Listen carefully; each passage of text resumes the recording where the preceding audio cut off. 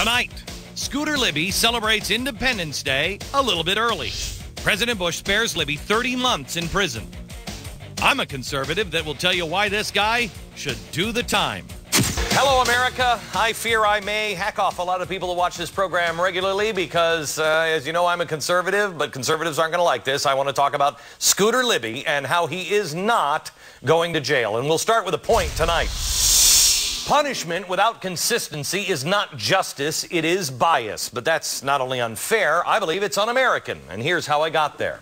First of all, I think we should start with Scooter Libby. Scooter, a grown man who chooses to go by the name Scooter. I think we should lock him up for that alone. But more to the point, Scooter Libby may have lived his life in Washington and the life of a Washington elite, but he committed a lowly crime, lying like a kid, blaming his dog for eating his homework.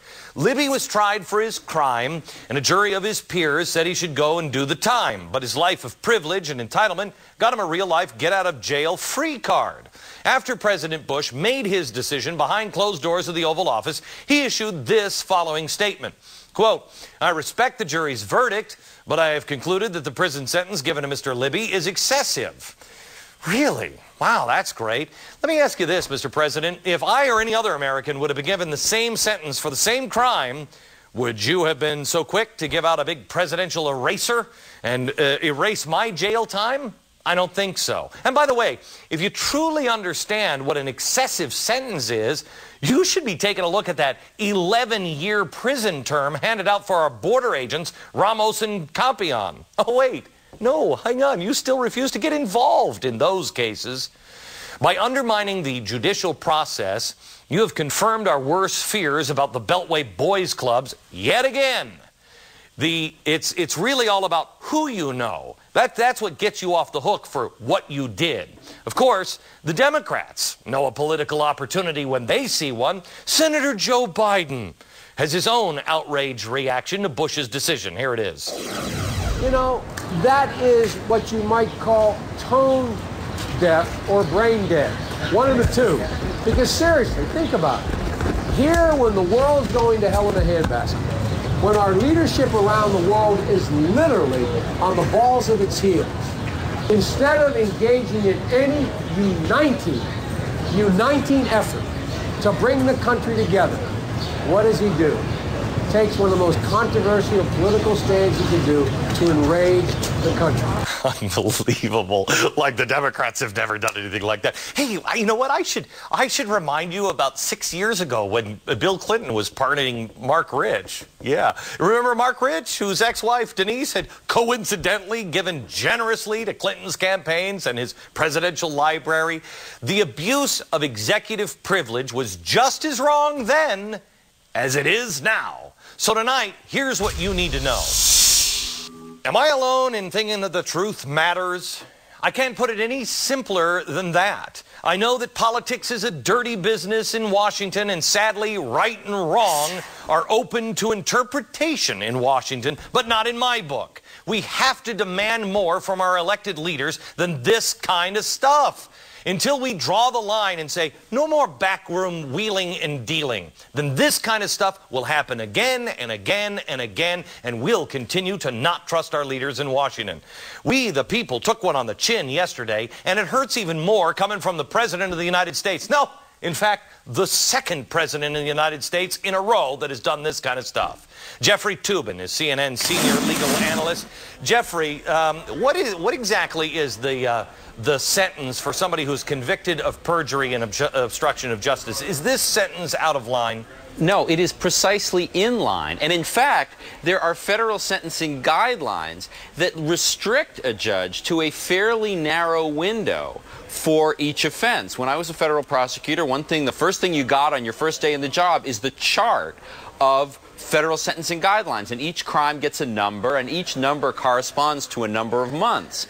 And the number of months is 24 to 30 months for this crime. It's precisely within the guidelines that are enforced in every single federal court in the country, in every criminal case, except this one.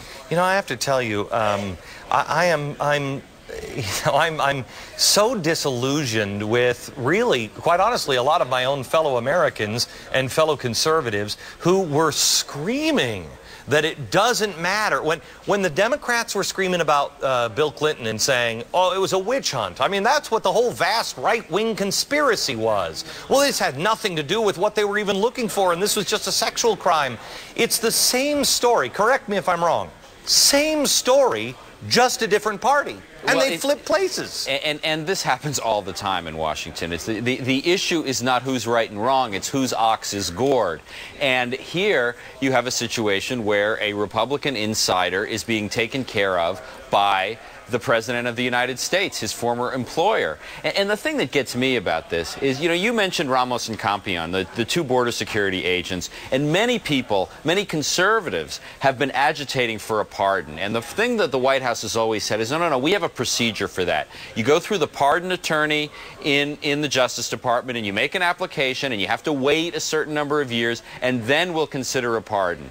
Well, those procedures went completely out the window when it came to Scooter Libby. And I am sure that the people who care about Ramos and Campion are out of their minds with fury. I got to tell you, I am out of my mind that this guy would do.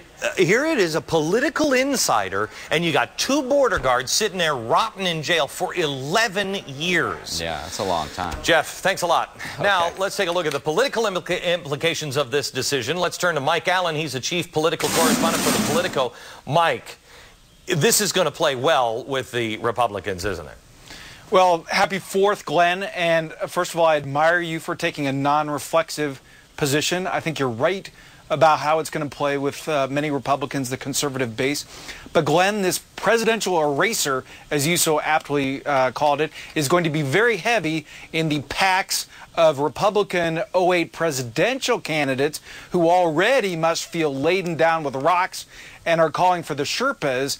And the fact that the president now is saying that he's not ruling out the possibility of a full pardon, which would completely wipe away the conviction as opposed to this commutation, which simply sets aside the sentence. Tell me if this is just a trial balloon to see how outraged the American people would be. Because the only thing I could hang my hat on is, well, at least he didn't erase everything. At least he didn't take away all of the punishment. But now he's saying, well, I'm not closing the door on that. I might erase all of it. Why?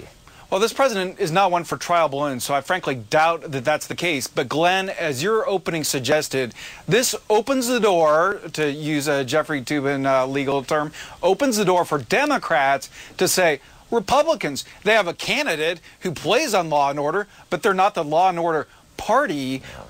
They will be able to say that Republicans, how can you plan to secure the border if you can't secure the White House? Now, what we're already seeing is Republican candidates not wanting to talk about this. My Politico colleague, Jonathan Martin, was out last night with a former Massachusetts governor, Mitt Romney, who sort of tried to dodge, deflect. He said, well, the Clinton administration, they gave out pardons like lollipops. I don't care. I don't care. I mean, Mike, do you think the average person cares when these politicians say things like that? Do you think they care? I don't care if the Clinton administration was setting everybody on fire. It was wrong then. It's wrong now. Stop trying to say that the other side did it, so what's the big deal? The other side is doing it with pork barrel spending now. That's what Nancy Pelosi is saying. Well, the Republicans were worse than we are. Right. Who cares? Right. Now, what the White House says is that the president did not consider anything beyond the fact that he thought that this sentence was excessive and that he thought it was wrong. Other Republicans will tell you, look, if you can't do what you think is right when you're at the place in the polls and the president is, how can you? That it's perversely liberating to be at the place in the polls where he is. He doesn't have to worry about losing anyone else. That he's down to the bottom that he has with nothing else to lose. Mike, thank you very much.